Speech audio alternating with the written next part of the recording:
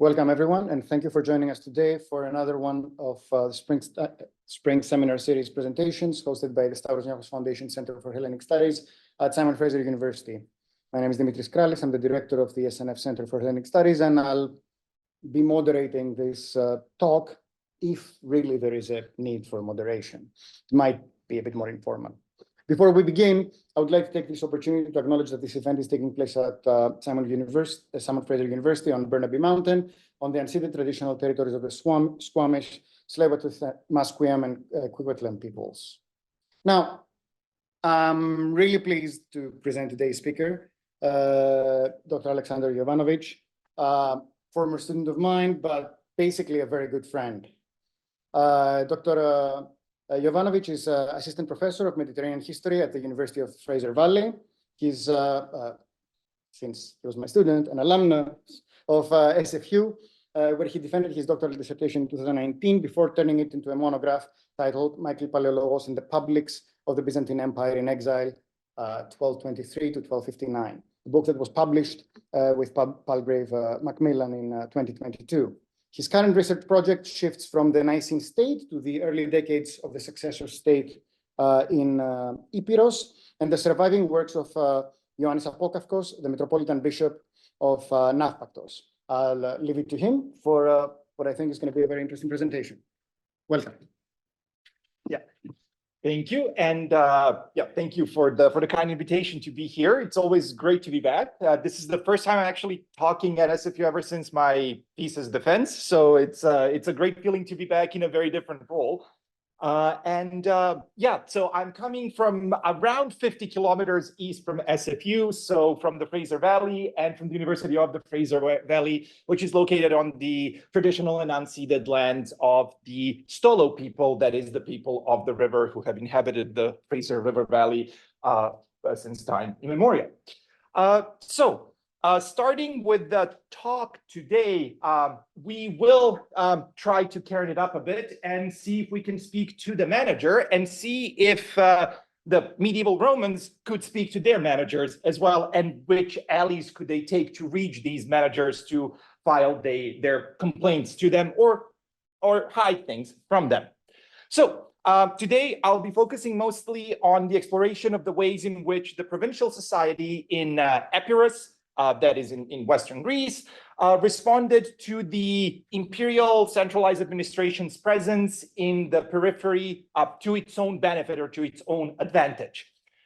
This, in turn, will tell us quite a bit about the active state presence, both administratively and ideologically, in the provinces. And in order to understand this relationship of the central authority with its subjects, whom we would often deemed as kind of forming the society, the provincial society, we will start by looking at the medieval Roman Empire as an example of a centralized pre-modern state. And whenever we deal with pre-modern or with modern states, we're usually left with this sort of dichotomy. And even yesterday, for those of you who were present at the talk downtown Vancouver, the business school, one of the questions during the Q&A was whether in 19th century Greece, there could be kind of a penetration of the ideology of the educated elites from Athens down the road and down into the countryside of Greece, right? So even in the 19th century, in the early modern and on the cusp of modern period, we still encounter these questions of how far can this ideology go? How far can the idea of laws and what they're doing, how far can this expand outside the immediate center of authority, right, where you would have the educated elites living? And this dichotomy of kind of pre-modern state or even early modern state versus the pre-modern or early modern society is something that is well recorded in Byzantine studies, of course, as well. And here I have two images that you will find in most of monographs, textbooks, or encyclopedias about the medieval Roman Empire. So on the one hand, if we are reading about the taxation, about the state policies, and about Byzantine tax practices, we usually get this image on the side representing two tax collectors or three tax collectors, white hats indicate that, collecting taxes from the people. This is an excerpt from a biblical text. And it's usually used as a representation of the state presence, right, in the in the collection of taxes. On the other hand, whenever we read about the rural society or the provincial society, we get this image. So this is a fresco from the church of Ioannes close to Athens. And what we see here is the hell, right? And in the hell, we have a man with a white hat. That is a tax collector. So clearly for the society, the tax collectors represent something not so popular and not so well organized as we might believe. However, this dichotomy, while existent and while there are different views of what the state wishes to do and how the people perceive it, doesn't mean that they're not in active conversation with one another. And today, I will kind of try to talk about these connections that are made between the imperial central authorities and the provincial society, and the ways in which the provincial society could have internalized and then started to use different state mechanisms to regulate relationships both between themselves and the state, as well as between themselves, right? In their own community, without really reaching out to the state if need be. So with this, I would like to kind of bridge the traditional chasm between the pre-modern state, usually governed by the elites, and its inhabitants, who are usually seen as being disconnected and exploited by governing bodies. Now, lately, mostly among the art historians and archaeologists, there has been kind of great movement towards talking about the active agency of rural and smaller urban populaces in the empire. So this talk should kind of fit with that, only from a more kind of textual perspective.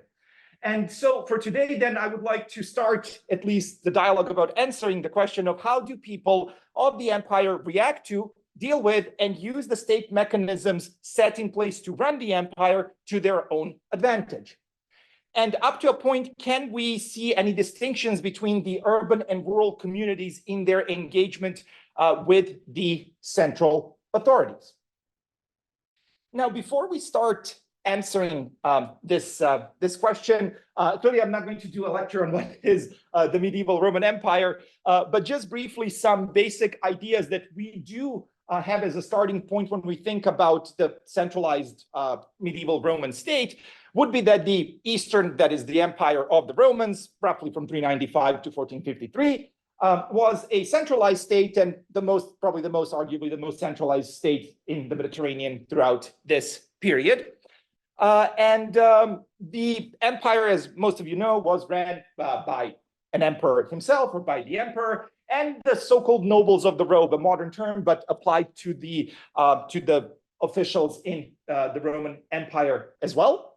And a lot of these state officials, whether they served in the church, in the military, or in the civil administration, left a lot of texts behind them. And these are the texts that usually come down to us, right?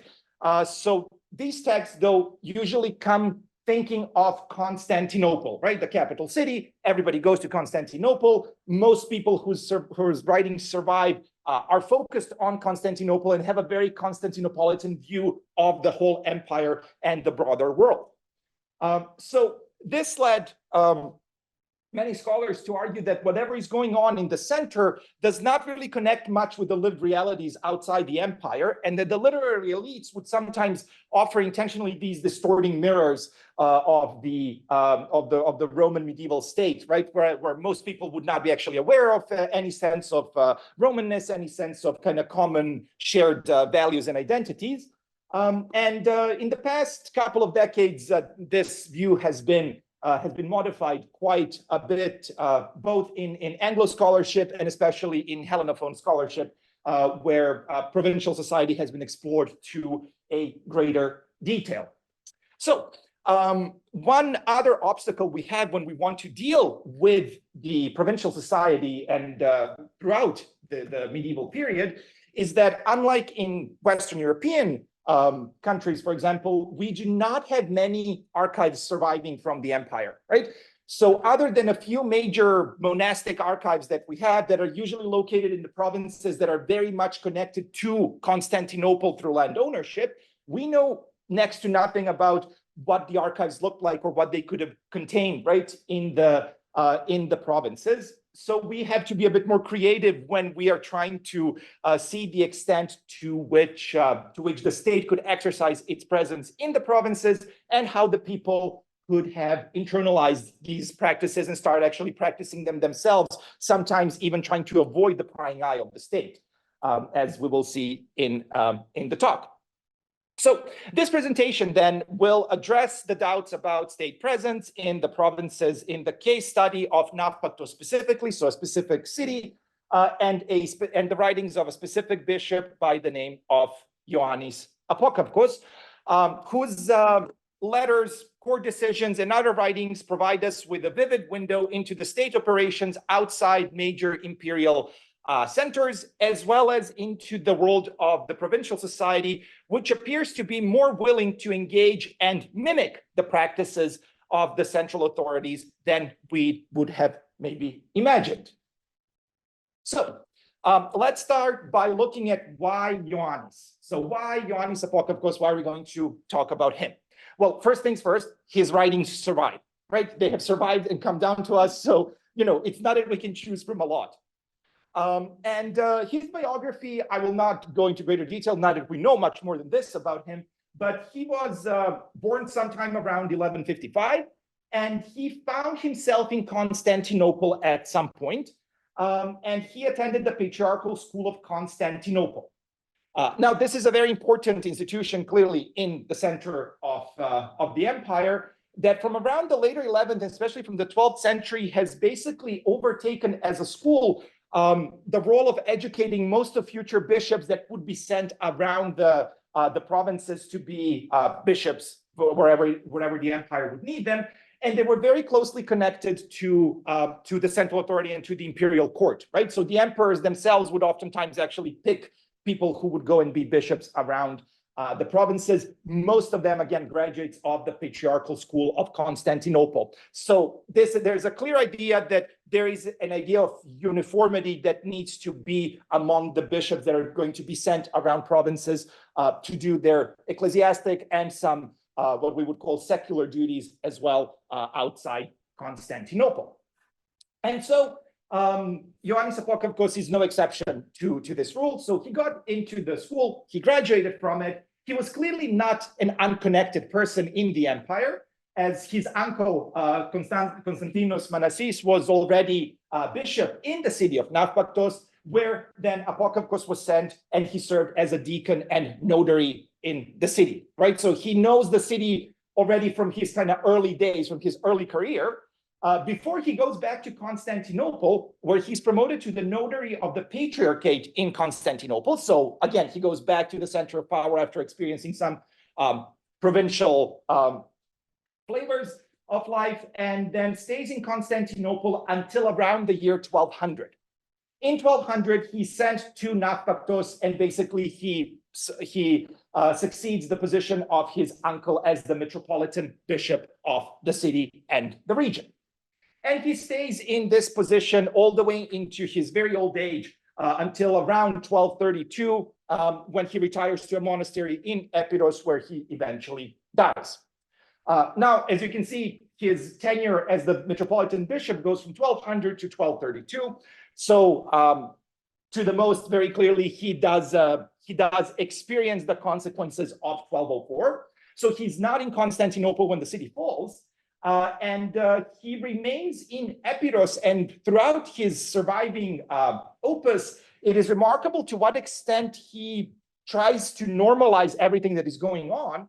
And in the letters going all the way into the 1220s, he actually still talks about a unified empire. He acts as if the empire is unified. He mentions the loss of Constantinople in the letter to the patriarch in Nicaea, or in the Nicaean state. But he sees them as being fully integrated into a single state. Only eventually the West would also want to have a co-emperor in a way together with the Eastern one. So the usual kind of fight between Epirotes and Nicaea is not necessarily seen in these letters per se, until Apokaukos himself actually aligns fully with the Epirotes dynasty and supports the coronation of the emperor, which brings to the diplomatic crisis with the Eastern Empire.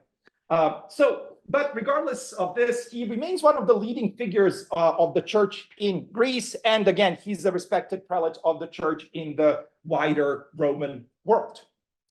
Now, this makes Ioannis kind of an ideal candidate to talk about the people and the people's daily lives, because he himself is just one of many metropolitan bishops that are available around the Roman state pre and post 1204. On the other hand, why he's maybe even more suitable than many other usually bishops whose letters are surviving in edited collections is because his personal official letters, notes, and decisions, court decisions, personal decisions, and many other things have never been really collected into an intentional collection as have those of many other metropolitan bishops and other bishops around from Roman history, right? So whether we talked about Theophilaktos, whether we talk about any other bishop, their letters were usually intentionally put into collections, right? And they have undergone a process of obliteration, meaning adjustments and editing to make them more literary appealing, but also kind of removing things that would be talking about the daily lives, that we're talking about daily troubles, that we're talking even about very crudely about the health of the subject. So while in Theophilaktos of Ochrid you will read about his ailments, you will never read about him performing an enema, which you will find in Apokaukos's letters, for example, to be very graphic, as these letters clearly were probably intended to be put into an edited collection, but whoever was doing this never got into editing them. And the modern editions of his letters are kind of scattered around several different journals, most of them coming from Imperial Russia, where different manuscripts of his letters were found, and then different sets of letters, sometimes similar to the other ones, sometimes not, have been collected into, have been published, and they altogether amassed to around 200 plus texts.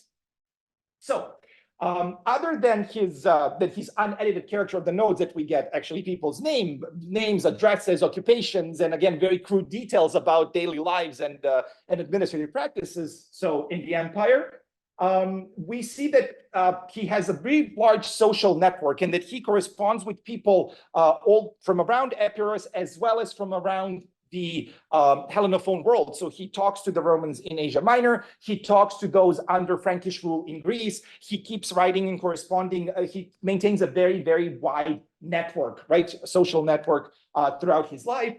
And then on top of that, which is kind of useful for this talk, he's not Constantinople focused. He does reminisce, especially when writing to his peers, other bishops, about their common days back in Constantinople when they went to the patriarchal school and kind of maintaining this sort of a social connection. But most of his concerns are not about Constantinople. Rather, they're there to talk about the local affairs in the city of Naupaktos and its surroundings, dealing with villages as well quite a bit. So while it is via proxy through these unedited letters and works of Apokaukos, Ioannes Apokaukos, we do hear the voices of the common people, right? And about their concerns, their affairs, and the ways in which they would try to conduct their affairs, sometimes, again, hiding them from the state while using kind of imperial bureaucratic practices, as we will see. So this is why I think Apokaukos is a good case study for this talk today, right? And seeing how the provincial society actually interacted with the state. Now, before we proceed to talk about the letters, just finally, let's look at Naupaktos briefly as well. Because Naupaktos, just like Apokaukos himself, is actually one of those remarkably unremarkable cities around the Roman Empire, as it is a provincial city located rather conveniently in Atolokarnania, so kind of southern western Greece. And it is a provincial city. It hosts a metropolitan bishop. It's been a metropolitan bishopric, so a higher up bishopric, since around the 9th century. So by the time Apokaukos was there, it had a longer tradition of metropolitan bishopric presence. And it was the capital of the province of Nicopolis in around Epirus, with its own strategos, but after 1204, it did not really become the center of imperial authority because the emperors chose to live in the city of Arda further north. So Apokaukos was left to his own in the city of Naupaktos. Up to a point, he had issues with the local strategos quite a bit, But unfortunately or luckily, that is not a topic of the conversation today. Other than this, Naupaktos probably had a bit more money than some other cities, as we see evidence of silk industry existing in the city of Naupaktos. And chances are that the better studied Theban silk industry was actually brought from Naupaktos, right? In around the 12th century, I believe, or so. And finally, Naupaktos' geographical location actually made it as a very suitable harbor connecting the Eastern Mediterranean with Italy. Both, for example, Leopold of Cremona, as well as Benjamin of Tudela, have gone through Naupaktos on their way through the Adriatic coast into Greece on their way to Constantinople, right? So this would be Naupaktos very briefly. But the question arises of, are the people aware of their city and what do they think of their city? Well, while again, in usual texts coming from Constantinople, right, the focus of urban architecture and the beauties of the city is on Constantinople. In Apokaukos' letters, we get to see how the local bishop at least perceived its city, both when writing to people outside the city, as well as how he would have imagined it then, right, for himself.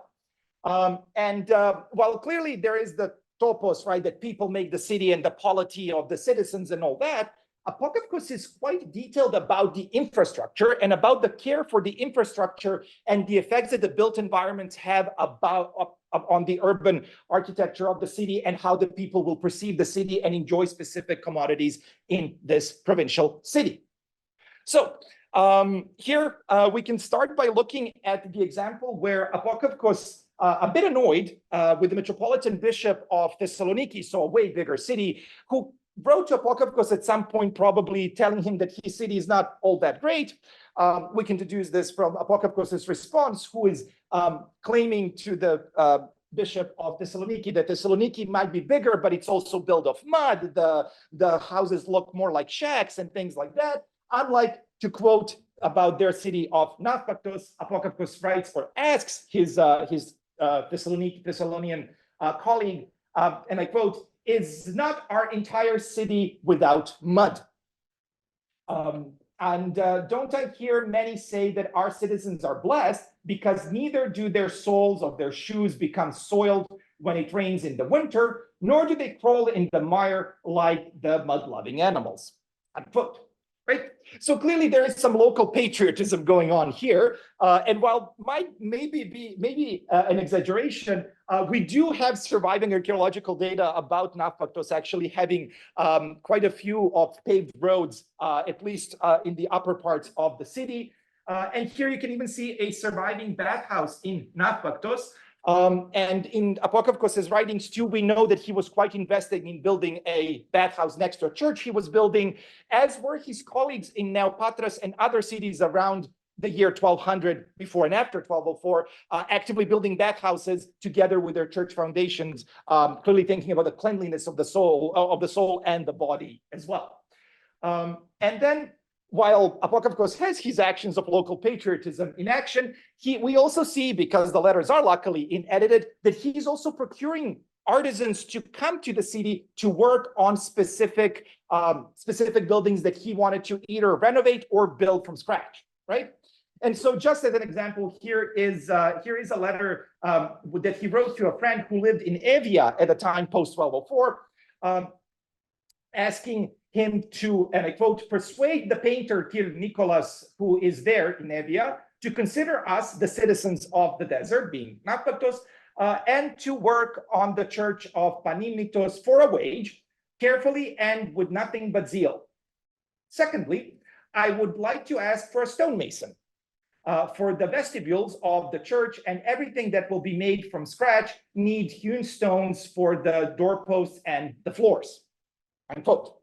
So here we clearly see that the bishop is more than invested in the infrastructure and in actually procuring the artisans who would need to come and work on the spaces, right, on the urban spaces in the city in order to make them more appealing and to make Naupaktos actually look like what Apokaukos described in the letter to his counterpart in Thessaloniki. Finally, as an example of potential opulence in Naupaktos at the time, Here's a final quotation about how Apokaukos describes to his Thessalian counterpart the bathhouses as well that are available in Naupaktos. And he says, "And is it not our bath raised up high? Does it not attract the beholder's gaze? Is it not adorned with colorful paintings? Is it not lit up with glass suffused with light? Does it not provide the bather with pleasure? Is it not completely made of marble? Are the nearby reservoirs not extremely clean?" Unquote. So here, clearly, Apokaukos is bragging again about what the city has to offer, but we do see that he is able to brag about bathhouses made of marble, right? So an expensive commodity, as well as about the cleanliness of waters, which is a common theme throughout his letters, that Naupaktos actually has excellent drinking waters, that most bishops would come from kind of abroad to bathe in or to drink because they were considered good. So with all this information being stockpiled here, well, it's kind of fun to read about what they actually think and how they perceive their city. This also raises the question of how far does information travel, right? So this letter, the first excerpt and the third one are sent to the bishop in Thessaloniki. So is this read just by the bishop or in front of others? And what do they learn about the city of Naupaktos, right? So how extensive is the information that travels around the empire, right? Both pre and post 1204. So to start answering these questions and to set the stage, let's look at a church scandal recorded by our own bishop. So in around 1219, Apokaukos from Naupaktos wrote to his colleague Demetrios Homatenos in Ohrid, so all the way up north, as you can see, going through the mountains of Epirotes, which are quite mountainous. He wrote to him telling him that his being Apokaukos as an agnostis, or a reader in the church by the name of Michail Styrionis, fled with the wife of another anagnostis to Ohrid, where he might now procure employment. So he asks his colleague, right, the counterpart in Ohrid, the metropolitan bishop there, not to give him work because he eloped clearly in sin, right? So he's not allowed to be working in the church.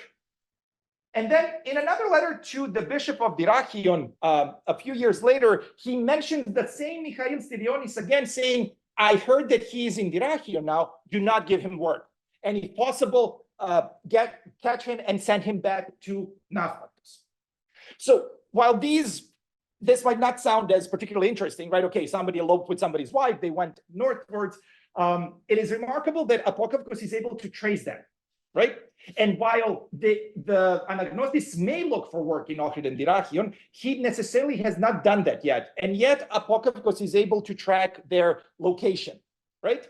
And this is rather peculiar if we think about, again, a pre-modern society and how the information travels. There's no clear answer how he found out they were there, especially as, again, the anagnostis, while literate, is a rather unremarkable individual. He does not travel like a major bishop with a retinue. He's no emperor. He's no strategos, right?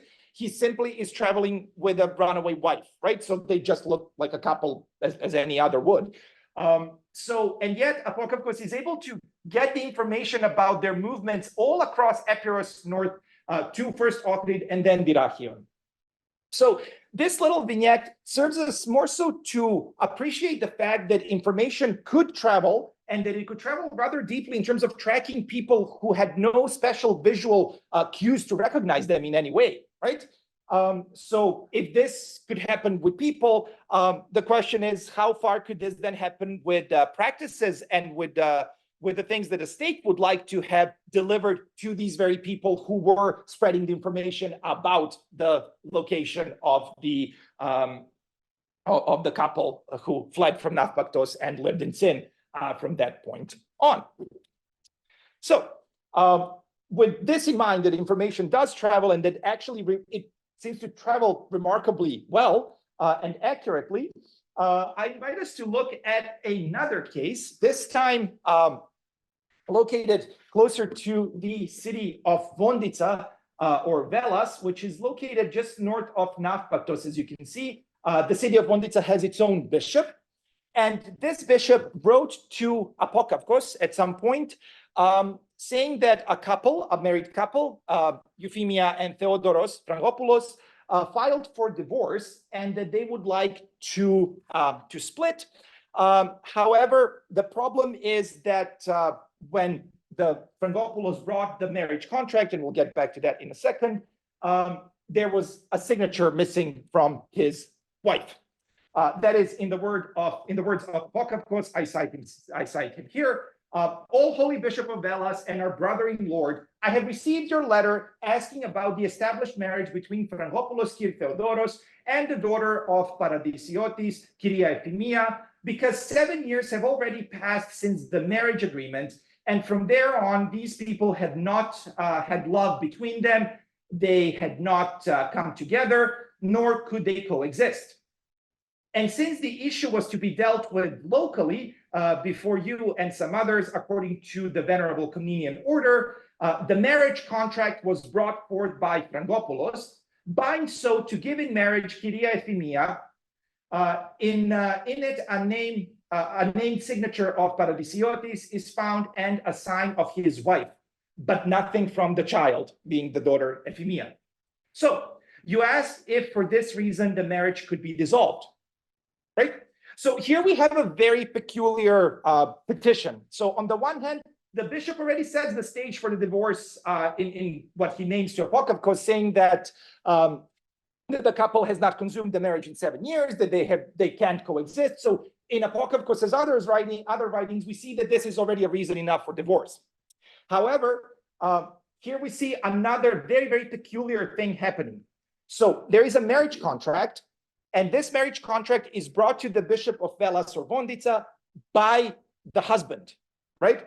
So people, commoners like Frangopoulos, actually had the contracts of their marriages and other contracts in their own possession that they would then come and bring forth to the authority they would need when petitioning for something like a divorce. Now, the problem here is then that it's not just that Frangopoulos has the contract, but the contract is not really legally binding because it has an administrative error in it, right? So as we see, the bride, right, did not sign or give any consent in the contract. And so, as Apokaukos informed his suffragan in Vondica, that there is no marriage unless the participants and those who have them under their power consent. So here we have 3 out of 4 people consenting. So no, this marriage cannot happen, right? And so the marriage ends up being dissolved at Apokaukos' advice. So this example is rather peculiar, both because we see that actually people would be in possessions of their own contracts that would regulate their own lives, but we also see an example where there was an administrative error that the people were unaware of who used the contract and clearly had used it to regulate their relationships in their own community for quite a while before deciding to go for this divorce 7 years after their marriage, right? So to others, the lacking signature of the wife was probably not much of an issue. And had they not filed for divorce, chances are they would have continued to use this document as proof of their legal relationship in their local community around Vondica, right?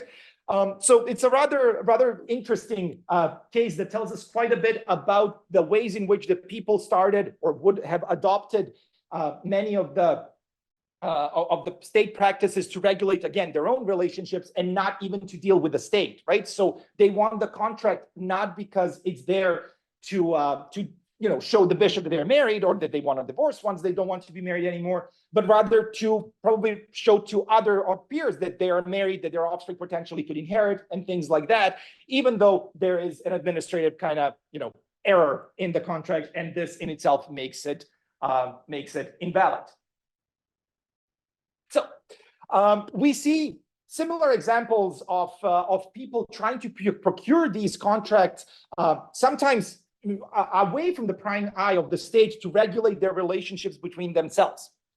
And in another letter by Apokaukos, we hear about the village of Maleoni, which is located somewhere between Vondica and Naupaktos. We do not know the exact location, but it is a rural place. And this royal place was a bit more multi-ethnic, apparently. So for once, it had a matriarch, and the matriarch by the name of Theodora came into an agreement with a Vlach woman by the name of Rusa, who, as Apokaukos said, and I quote, could not speak proper Greek, to, for whatever reason, allow her to marry a minor anagnostis in the local village church by the name of Ioannes, right? So here we have a situation of a older woman whom actually Apokaukos in the letter humorously so keeps calling granny, and the young minor man, right, who come into marriage against his will. And yet the matriarch of the village, Theodora, and Rusa insist on this marriage to happen. And they go as far as to secure the official ceremony of the marriage to happen in front of witnesses in the village, and probably a contract to be issued of this wedding, even though they would not like the state authorities to actually know about this, right?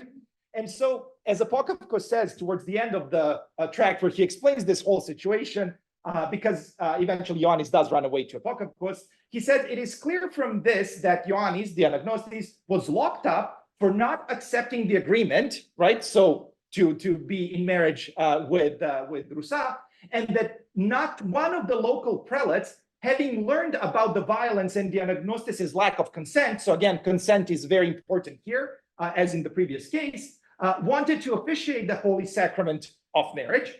But another priest from another parish was invited to do such an unlawful deed, unquote, right? So here we see a very, very peculiar case where clearly the groom doesn't want to be married.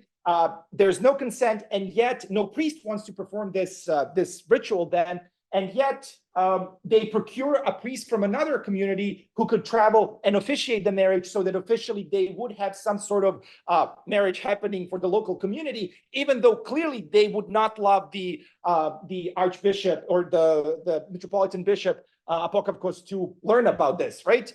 Unfortunately for Theodora and Rusa, Ioannes, during the wedding celebrations, as they were playing loud music, managed to sneak out from the room in which he was locked in some sort of a basement situation.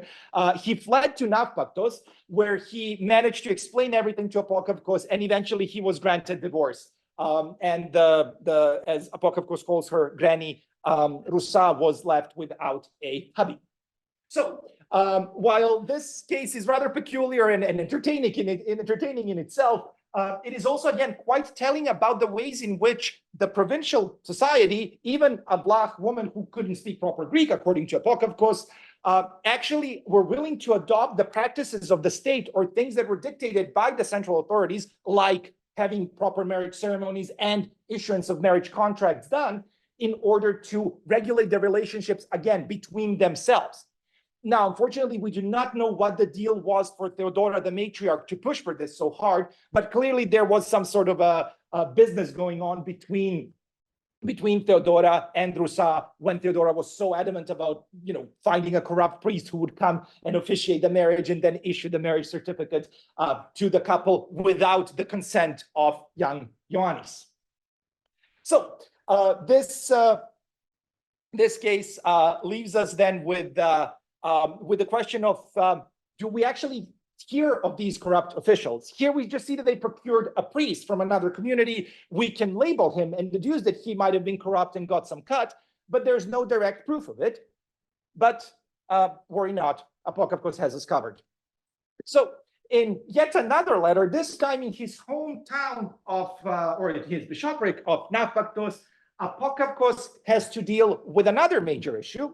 And this was a bit of an endemic problem in the region, and it was the child marriages, right? So just like Ioannes was a minor when he was married to Rusa, this seemed to have been the practice in Naupaktos as the city as well. And it was a prevailing one, and he complains about it in many letters. In one specific piece of writing, Apokaukos is extremely upset because actually the person who was officiating and issuing marriage contracts actually was the hartophylax, or the main notary in Naupaktos, working for the bishop himself by the name of Michael from Plastras. So a local man, he rose up in the ranks and managed to become the hartophylax of the of the metropolitan bishopric, he was issuing random marriage contracts that would be basically illegal, as he would ratify marriages between minors and adults, right? Which Apokaukos and the church canons are very much against.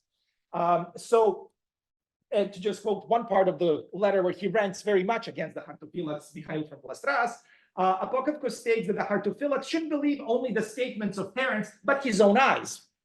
So apparently, the Hartophylax was turning a blind eye, wink, wink, on the fact that, you know, the marriage is conducted to unite families and probably properties and whatever the interests would be of the locals, was turning a blind eye to the fact that these marriages were not canonical, right? Which is a rather big issue if you think about it. And Apokaukos underwent a great process to get rid of this Hartophylax, impose a new one, and from that point on added a local rule that he himself has to ratify, being Apokaukos, every marriage, because he wanted to make sure that he can see the couple and make sure that they're both of suitable age for marriage. A rather interesting case, but also a solid case to show us the very much presence of corrupt officials in the church ranks, right? The Hartophylax himself. So a person who's actually rather close to the metropolitan bishop in Naupaktos. And also it tells us that all these marriage certificates that were being issued by him were clearly issued for local purposes, because clearly you cannot take them to Apokaukos. You probably can't take them to the bishop in Bondica either, who's close to Apokaukos, or to the central authorities in Arta, right? Because you could be caught in red-handed in this situation where you kind of have an illegitimate marriage going on. So clearly the point was more so to regulate by using state mechanisms and state contract practices to regulate the relationships between the people themselves, right? In the community of Naupaktos, as was this case, and in many other communities, as we saw in the previous examples as well. So this is a very peculiar case then for showing us kind of the presence of corrupt officials in the church in Naupaktos specifically. And so, yeah, thanks to Michael's negligence and corruption, we learned that common people of various socioeconomic standings all wish to have their marriage contracts ratified, right, to regulate the relationships within their own community for whatever reason that may be. Now, the question remains with commoners knowing the power of contracts that are being issued, and as in the case of Naupaktos, doing their best to avoid the prying eye of the state whenever they can. The question arises of how far could Ioannes Apokaukos and his suffragan bishops go in figuring out what is going on in the provinces and how the people would write to them asking about specific issues in these provinces. So here is another peculiar example, and an interesting example from the island of Kerkyra, so quite far away from Naupaktos, and again, also you have to kind of get on a little boat to get to Kerkyra. And yet, Apokaukos received a letter from a local man by the name of Aleksander, who was a member of a prominent family on the island that owned some land. And Pediabitis basically followed the local Kerkyrian custom where he swapped his land with the church in exchange for church land, but he had to give twice as much land for this. Now, while this was common practice in Kerkyra, it's not something that the local bishop, who was also an associate of Apokaukos and a closer friend, knew whether this was legal or not to do. So clearly the man wrote to Apokaukos, Aleksis writes to Apokaukos, and then Apokaukos writes to the bishop in Kerkyra, telling him what to do in the case of this land swap and whether it is legal or not. And here, I quote him, he says, the second book of the Basilica, the Imperial Laws, Title 1, Chapter 32 says, and then he quotes it verbatim, when there is no written law, the custom and tradition should be preserved. If even these are missing, the closest and most similar to these should be followed. If these are not found either, then the legal norm proclaimed by Rome must be observed. He ends quote. And among others, he cites then, quote, an ancient custom stands before the law, unquote. So with this example, we see that Apokaukos actually actively plays a role in the politics and the local affairs of Kerkyra, but also by sending a written note to the bishop in Kerkyra, he's giving a written word in a way, making sure that the decisions and the local customs in Kerkyra are followed as is in accordance with the Roman law, as you see from the examples that he cites. What is more interesting, or raises a question, is that he cites the laws verbatim, right? He says Basilica, Title 1, Chapter 32, and then among others, he adds another one, right? But he cites them verbatim. So this raises the question of how far can a provincial official, whether ecclesiastic or not, deal with the populaces, and how far can he actually extend the information? Well, from here, it seems quite far, even though we're talking about a pre-modern state and the resources are rather limited. So why would Apokaukos be bothered to write all this to the bishop in Kerkyra, who's clearly literate, should know the laws? Well, Roman laws, right, even the modern editions take quite a few volumes, so one would not know them by heart, especially not random laws about custom traditions. So chances are that Apokaukos actually has a physical copy of the laws in Naupaktos as a metropolitan bishop, as does, as we know from the writings of Komatinos, the bishop in Ohrid, who actually says in one of his letters to Apokaukos that having gone through the legal books, meaning he literally went through them physically, he found the resolutions to problems. Apokaukos does the same and then writes the exact excerpts from the law to his suffragan in Kerkyra, who probably doesn't have access to these laws. So chances are that smaller bishoprics and not the metropolitan ones would not have had the whole compendium of the Roman law available at their disposal. Rather, when there's an issue, they would have to contact their higher ups who would have the physical copies of the laws, and then they would refer the specific case, the laws regarding the specific case, back to the island, which tells us quite a bit about the interconnected world in which they were living. Both Pediaditis, who is a secular person, clearly of means, again, he owns land, but he knew that he was to write to Apokaukos, who then wrote to the bishop telling him this is what we do, and then this is applied on the church estates, and in Pediaditis' case, on his land that he swapped with the church, right? So a rather interesting case, but this case now opens the next question, which is how does Pediaditis know to write to Apokaukos? Why doesn't he just write to the bishop in Kerkyra? The bishop writes from Kerkyra to Apokaukos. Apokaukos writes to the bishop of Kerkyra. The bishop of Kerkyra informs Pediaditis about the decision. So one possibility is that Pediaditis, as being a man of means locally, actually had an idea of how the system works, right?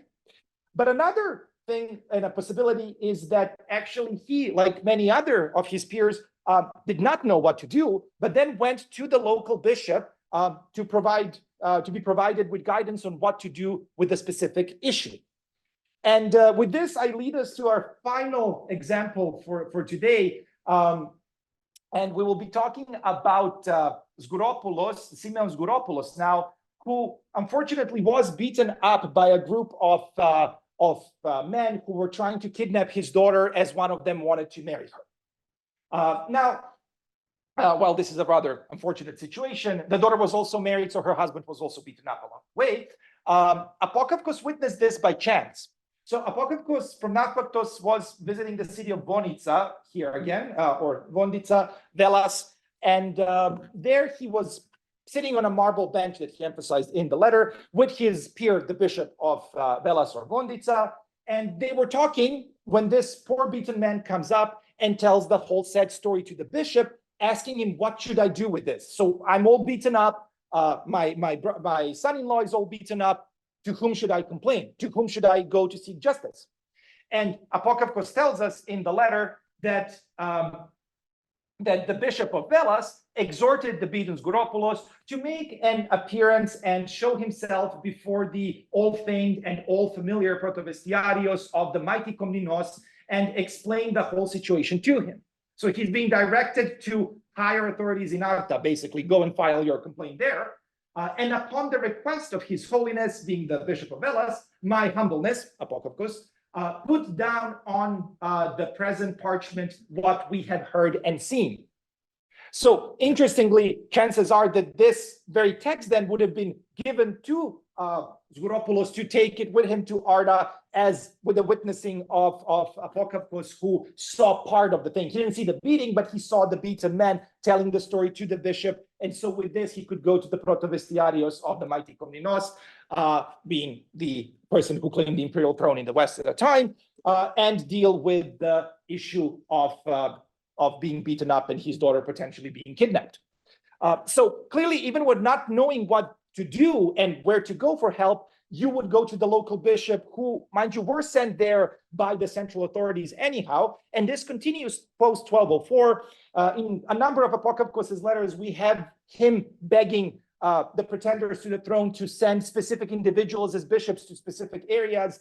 Sometimes it works for Apokaukos, sometimes not, because another clique pushed for another person. But these letters of references are very ubiquitous in this time period as well. So clearly there's an invested interest of the central authorities to allocate specific individuals to specific bishoprics, who are then supposed to be there to guide the people on both ecclesiastic and spiritual affairs, and things like marriage, as well as issues like where to go to file a complaint should you be beaten up.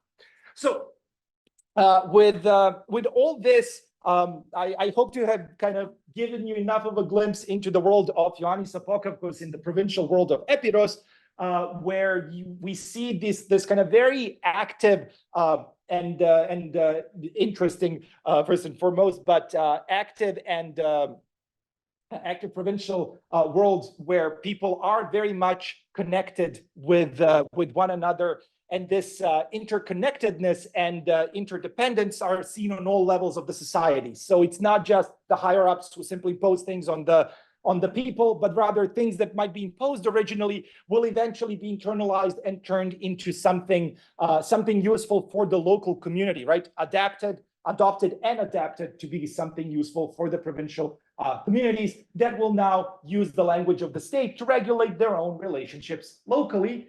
And basically, the imperial officials end up serving as senior managers to whom anybody can go and speak to. And so, to conclude, I will leave us with the words of Stranzis, a historian of the fall of Constantinople, often cited about being the kind of this reference being cited oftentimes as being the example of the decay of the Roman state or the Byzantine state in the very finer centuries.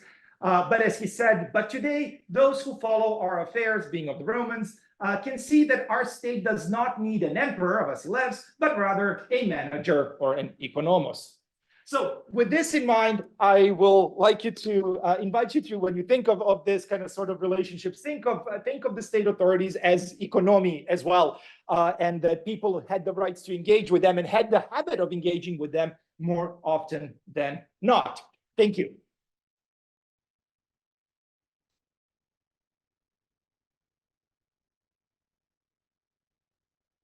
So, question.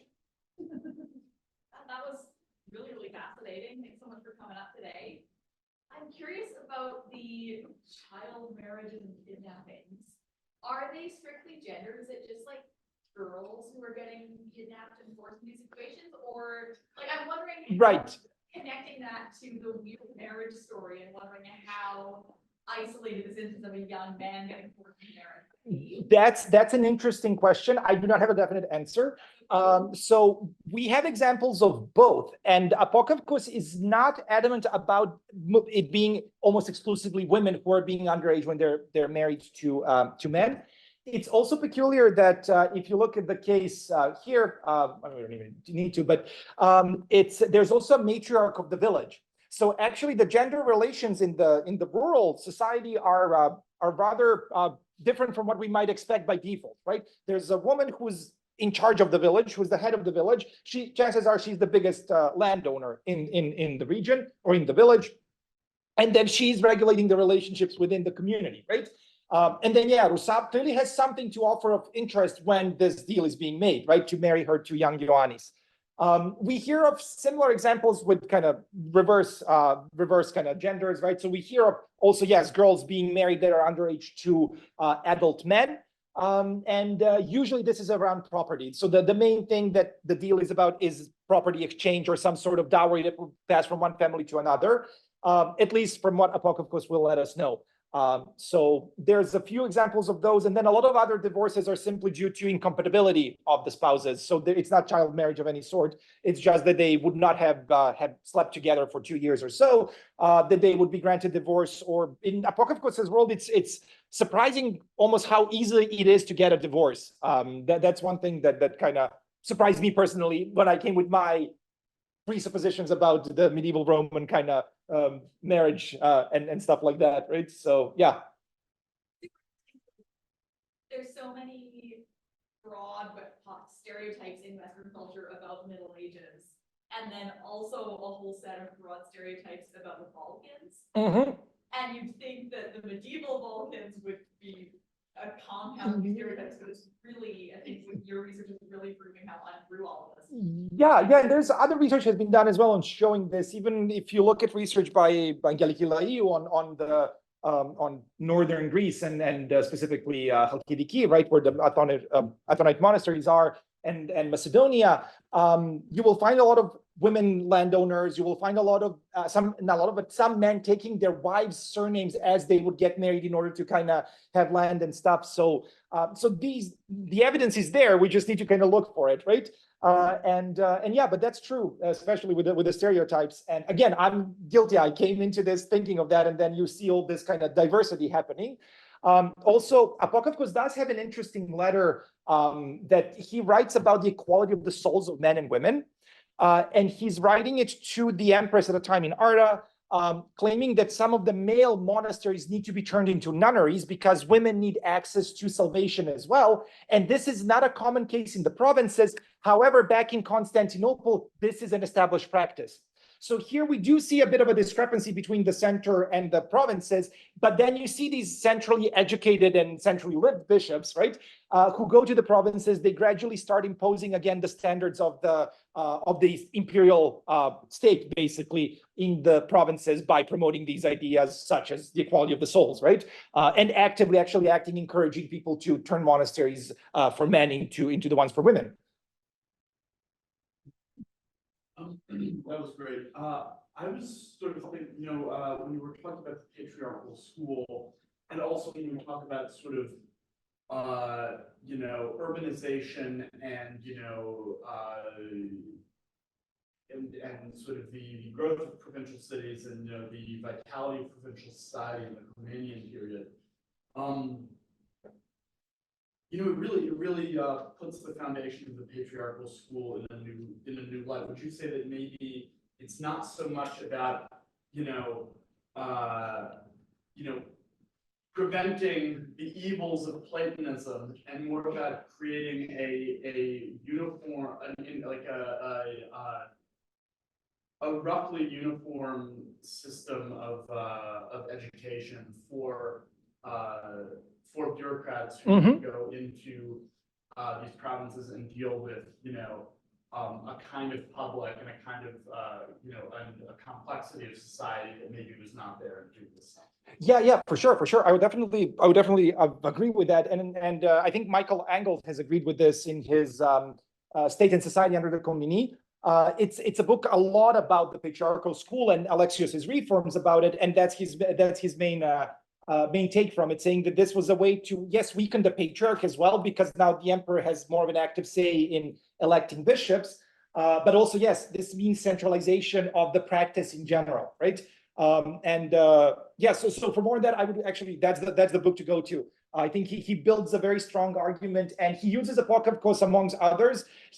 He sees the Comnenian world as kind of going just post 1204, right, with people who were educated in Constantinople post pre-1204. So there's a section on Apokaukos as well towards the end. He's again mostly concerned about the church administration and the relationship with the society rather than with how the society internalized anything or stuff like that. But for patriarchal school and its importance in kind of uniforming things in the empire as being a very centralizing force in the empire, that's the book to go to. Similar question about some of the background of these interesting practices. What's up with that land swapping? In Kerkida. Church, 2 for 1, that each side sort of see something profitable about the other one. Yeah. So from what I remember, they were swapping vineyards for something.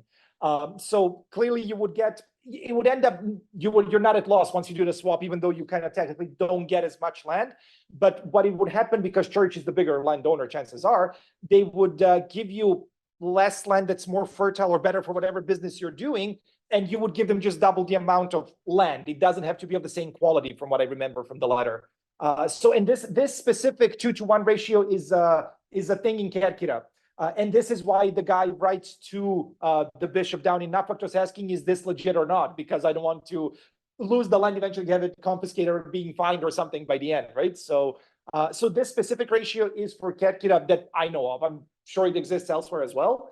But just land ownership in general, I think it's interesting. And again, when we read Laiu and others, they do preface that while their information about, bigger land holdings, pronias and stuff comes mostly from Macedonia and Bithynia, we do not know much about other provinces, even from the 12th century onwards. And actually, they usually cite Epirotes as an example where small land holdings prevail.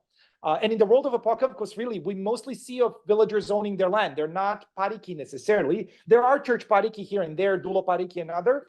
All of them are church prelates as well. But it's mostly smaller land ownership that is still prevalent in Epiros. So this just brings me to the idea of, maybe it's the bigger provinces that are centrally connected, from which we have some surviving archives that are so pronia prone as they're connected to the central authorities and the elites there. The other provinces, they might have still continued, nurturing the idea of smaller landowners who then would swap land with church here and there and among themselves, and ergo, again, child marriages as well, right? So to kind of connect families and lands and stuff.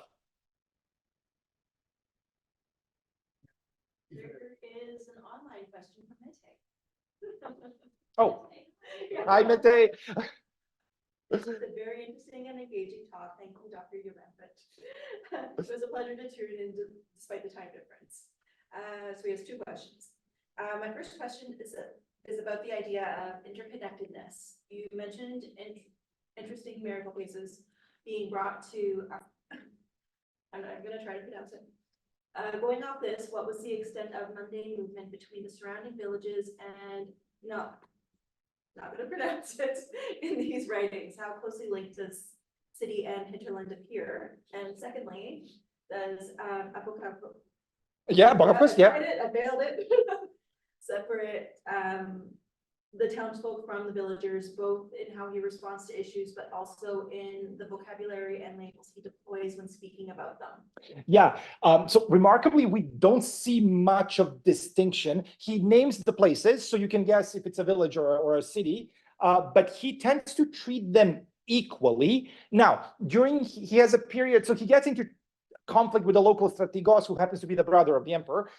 So he's exiled from the bishopric at one point, and then he goes to this village from which he writes laments to Komatinos Apinochrid, complaining about the rural life being kind of crude, how the villagers are complaining and suing each other over whether somebody's donkey stepped on somebody's piece of land and stuff like that. So clearly he kind of has a bit of disdain towards the rural life versus the urban life. And then he goes back to compare it to back in Constantinople, the days were so glorious, right?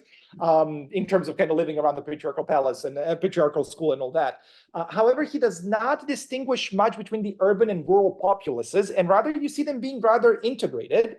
And in many cases, from what I'm remembering from other letters where he talks about co-ownership of mills for creating wheat and bread and flour, and things like that, there is a constant interconnection between towns and villages and the kind of surrounding areas from towns.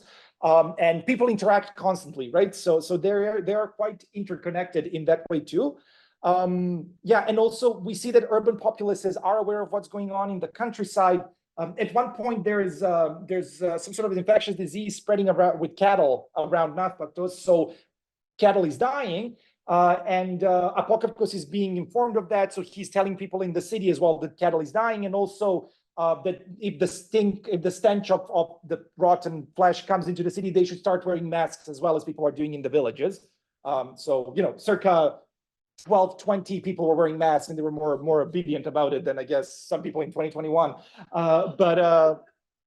But yeah, but back to the question, yeah, it's a very much an interconnected world. He does not distinguish much about them in terms of citizens versus villagers. He will use the term farmer or horiatis versus politis, but sometimes when he uses polite, it's just citizens in general, the populace, right? So from what I remember, I would have to go back and look specifically for words, but yeah, now I can get back to you then on Instagram or something. So yeah.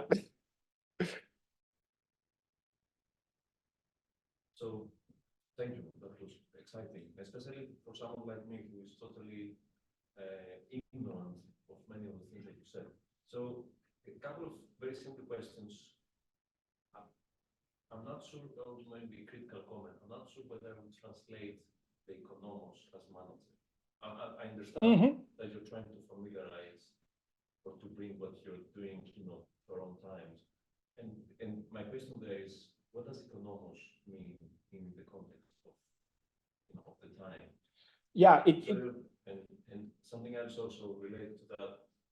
At some point, not this one, this quote earlier on, he calls Naupaktos metropolitan, still a bit of Naupaktos, and you have like figures of desert. Desert, yeah. Why does he stay He talks in previous letter. He talks that Naupaktos is a cultural desert in comparison to Evia, which actually at post 1204 a lot of intellectuals as well as artisans around from Attica as well as Boeotia went to Evia, which becomes this Latin owned but very much Byzantine friendly in a way space. So Naupaktos in that sense is a desert culturally, architecturally in every way, unlike Evia that he then invites the artisans to come and build up the city.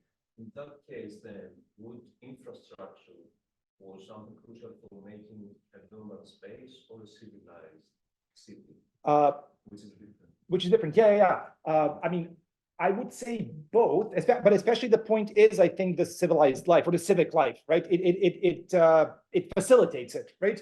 So definitely that would be the case, and that's why he's doing that. So he's mostly concerned about the masons for his church. He's building this church, and he wants a specific marble vestibule to be built in a specific way for which he needs specific masons to come, who know how to work marble, which the local ones don't. And the church is the main space of congregation. And in the letter then to the bishop in Thessaloniki, with whom he goes back and forth about which city is better, he complains about the churches of Thessaloniki being too big. So yes, they can get the congregation in, but then it looks like a flock of unrowdy animals.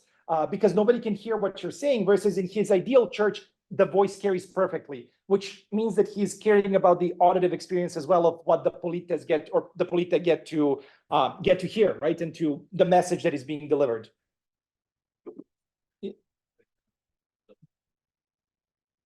Given the time that he spent in Naupaktos as a metropolitan, were there any jurisdictional conflicts between himself and other metropolitans? I mean, well, yes. There's like clear cut or other conflicts between the extent that so not with other metropolitans as much as with other bishops. Some of him are his suffragans, so he would get into conflict with those, and he's a very peculiar character because he constantly has this problem with the strategos in the city, who is again the brother of the emperor in Arta. So actually, at some point, he very actively promotes specific people to come to become bishops of, Neopatra or whatever that he wants. He keeps losing those spots. And other people are put there who belong probably to the clique of the brother, right? Ecclesiastically connected. So we see a lot of conflict there. And there are some issues, what I remember, with some of the islands like Lefkada and whether it's under his full jurisdiction or not. And then people do come to him, especially for homicide, because at a time there's basically, you can go to two courts, ecclesiastic or not, for homicide. So they usually go to the ecclesiastic one who wants to confess, because the punishment is just the excommunication with specific penance. You're supposed to fast for whatsoever long, and you're supposed to ask for forgiveness in front of a church for 5-10 years. There's a gradual reintroduction of you back to the community, whilst the secular law is a bit more harsh, right? So people from Lefkada will be coming to him as well and things like that, which is not necessarily always under his jurisdiction. And then his main bigger concern is the conflict with the patriarch in Nicaea around the coronation of the emperor Inarta that was performed by the Archbishop of Ohrid, who is autocephalous. So I mean, if you ask Apokaukos, technically he can do it. If you ask the patriarch is in Nicaea, he can't do it. So this was a big kind of apple of discord between the two branches.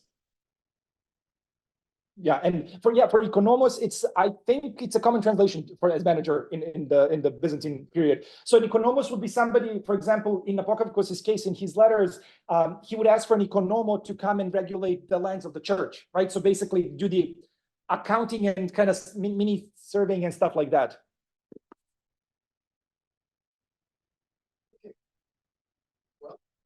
We can continue some of this conversation later, but for now, thank you so much for a rich and stimulating presentation. Want to thank the audience, both those here and Mette and whoever else joined us from close or far away. And before we leave, I'd like to note that our next and final presentation for the spring 2024 semester will take place on April 5th at 2:30 with our own Dr. Evan Freeman of the SNF Center for Hellenic Studies and Department of Global Humanities. Please visit our website and social media for further information. We hope to see you at that point. Have a good weekend.